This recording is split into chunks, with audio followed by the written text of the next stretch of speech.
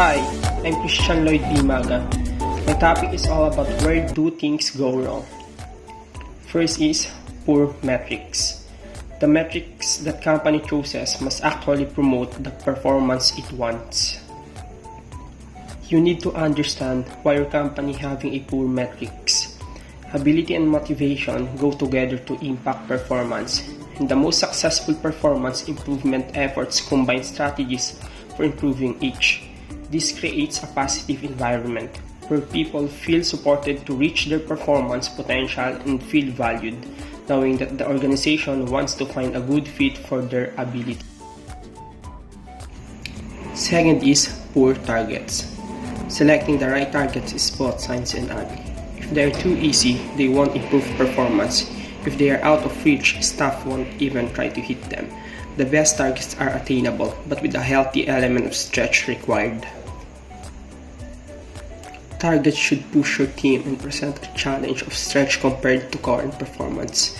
Beware of stretching them too far. However, because if a target is too hard to achieve, your team won't strive to achieve it. You also don't want to make the target too easy because it won't be taken seriously by your staff. The third is lack of transparency. Employees have to believe their targets encourage meaningful achievement. Frequently, however, the link between individual effort and company objectives is obscure or gets diluted as metrics and targets cascade through the organization. The reason transparency is so important is that it goes hand in hand with trust. When employees don't trust their leaders or each other, it creates a feeling of unsafety, and as a result, they mirror leadership's behavior by withholding what they really think and feel. Next is lack of dialogue.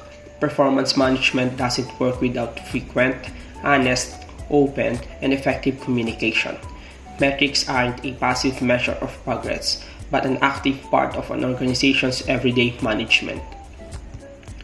Lack of sufficient dialogue inside the working environment can be a source of failure in an organization. Communication is very important to companies because it allows companies to be productive and operate effectively. Employees can experience a decrease in their morale, productivity, and commitment if they can't be able to communicate up and down the communication chain in an organization, which translates to failure in the near future. Fourth is lack of relevance. The right set of metrics for any part of business depends on a host of factors, including the size and location of an organization, the scope of its activities, the growth characteristic of each sector, and whether it is startup or mature. Sometimes the policies developed by the management sounds good, but sometimes they just don't translate into results. This is where policy deployment takes action. It ensures that the strategic goals of a company drives progress and action at every level within that company. This eliminates the waste that comes from inconsistent direction and poor communication. Next is lack of consequences. Performance must have consequences. While the majority of employees will never face the relentless win or leave pressure typical professional sports, weak accountability tells people that showing up is acceptable. People tend to respond positively to appreciation, which is one of the main benefits of rewarding performance. Rewarding employees who stand out and perform well regularly, be it financially or non-financially, can provide a variety of benefits for your overall business. Failure to do so will lead to failure otherwise. And the last one is lack of management engagement.